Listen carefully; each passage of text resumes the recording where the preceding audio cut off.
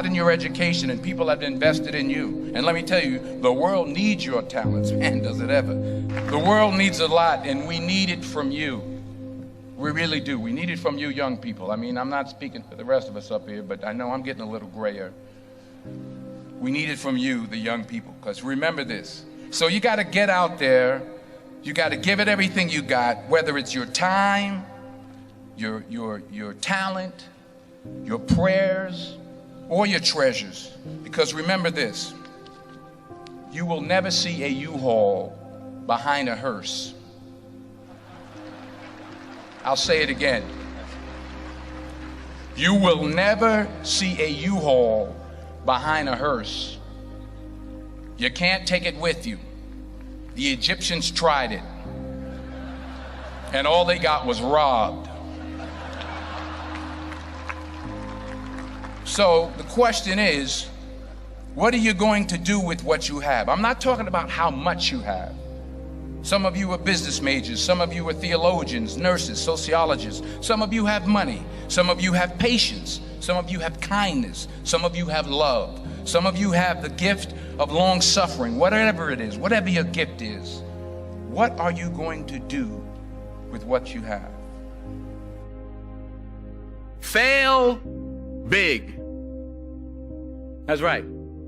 Fail big. Today is the beginning of the rest of your life, and it can be very frightening. It's a new world out there. It's a mean world out there, and you only live once. So do what you feel passionate about. Take chances professionally. Don't be afraid to fail. There's an old IQ test, was 9 dots, and you had to draw 5 lines with a pencil within these 9 dots without lifting the pencil. The only way to do it was to go outside the box. So don't be afraid to go outside the box. Don't be afraid to think outside the box. Don't be afraid to fail big, to dream big. But remember, dreams without goals are just dreams, and they ultimately fuel disappointment.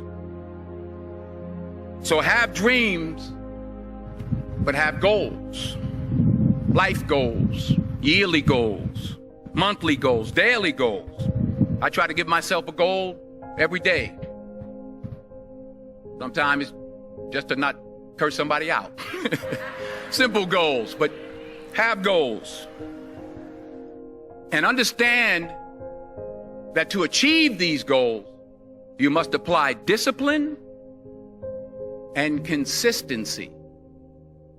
In order to achieve your goals, you must apply discipline, which you have already done, and consistency every day, not just on Tuesday and miss a few days.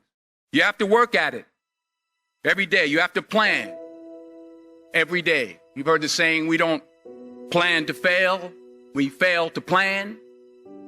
Hard work works. Working really hard is what successful people do. And in this text, tweet, twerk world that you've grown up in, remember, just because you're doing a lot more doesn't mean you're getting a lot more done. Remember that. Just because you're doing a lot more doesn't mean you're getting a lot more done. Don't confuse movement with progress. My mother told me, she said, yeah, because you can run in place all the time and never get anywhere. So continue to strive, continue to have goals, continue to progress. I found that nothing in life is worthwhile unless you take risks. Nothing. Nelson Mandela said, there is no passion to be found playing small and settling for a life that's less than the one you're capable of living. Now, I'm sure in your experiences in school and applying to college and picking your major and deciding what you want to do with life, I'm sure people have told you to make sure you have something to fall back on. Make sure you got something to fall back on, honey. But I never understood that concept. having something to fall back on. If I'm going to fall, I don't want to fall back on anything except my faith. I want to fall forward. I figure at least this way I'll see what I'm going to hit. Fall forward. This is what I mean. Reggie Jackson struck out 2,600 times in his career, the most in the history of baseball. But you don't hear about the strikeouts. People remember the home runs. Fall forward. Thomas Edison conducted 1,000 failed experiments. Did you know that? I didn't know that. Because the 1,001st was the light bulb. Fall forward. Every failed experiment is one step closer to success. You've got to take risks, and I'm sure you've probably heard that before, but I want to talk to you about why that's so important. I got 3 reasons, and then you can pick up your iPhones. First, you will fail at some point in your life. Accept it. You will lose. You will embarrass yourself. You will suck at something. There's no doubt about it. And I know that's probably not a traditional message for a graduation ceremony, but hey, I'm telling you, embrace it, because it's inevitable. And I should know.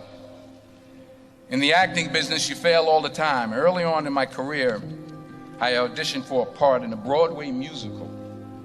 Perfect role for me, I thought, except for the fact that I can't sing. I didn't get the job. But here's the thing. I didn't quit. I didn't fall back. I walked out of there to prepare for the next audition, and the next audition, and the next audition. I prayed. I prayed, and I prayed. But I continued to fail, and fail, and fail. But it didn't matter, because you know what? There's an old saying, you hang around the barbershop long enough, sooner or later you're going to get a haircut. So you will catch a break, and I did catch a break. Last year, I did a play called Fences on Broadway. Someone talked about it. Won the Tony Award. And I didn't have to sing, by the way. But here's the kicker. It was at the Court Theater. It was at the same theater that I failed that first audition 30 years prior. The point is, and I'll pick up the pace, the point is, every graduate here today has the training and the talent to succeed. But do you have the guts to fail? Here's my second point about failure. If you don't fail, you're not even trying. I'll say it again. If you don't fail, you're not even trying. My wife told me this great expression. To get something you never had, you have to do something you never did. Les Brown's a motivational speaker. He made an analogy about this. He says, imagine you're on your deathbed, and standing around your deathbed are the ghosts representing your unfulfilled potential. The ghost of the ideas you never acted on. The ghost of the talents you didn't use. And they're standing around your bed, angry, disappointed, and upset. They say, we came to you because you could have brought us to life, they say. And now we have to go to the grave together. So I ask you today, how many ghosts are going to be around your bed when your time comes? Because the chances you take, the people you meet, the people you love, the faith that you have, that's what's going to define you. Never be discouraged. Never hold back. Give everything you got. And when you fall throughout life, and remember this, fall forward. Say thank you for grace. Thank you for mercy. Thank you for understanding. Thank you for wisdom. Thank you for parents. Thank you for love. Thank you for kindness. Thank you for humility. Thank you for peace. Thank you for prosperity. Say thank you in advance for what's already yours. It's how I live my life. That's why I am, one of the reasons why I am today. Say thank you in advance for what is already yours. True desire in the heart for anything good is God's proof to you, sent beforehand to indicate that it's yours already. I'll say it again. True desire in the heart, that itch that you have, whatever it is you want to do, that thing that you want to do to help others and to grow and to make money, that desire, that itch, that's God's proof to you, sent beforehand already to indicate that it's yours. And anything you want good, you can have. So claim it. Work hard to get it. When you get it, reach back. Pull someone else up. Each one, teach one. Don't just aspire to make a living. Aspire to make a difference. We'll be right back.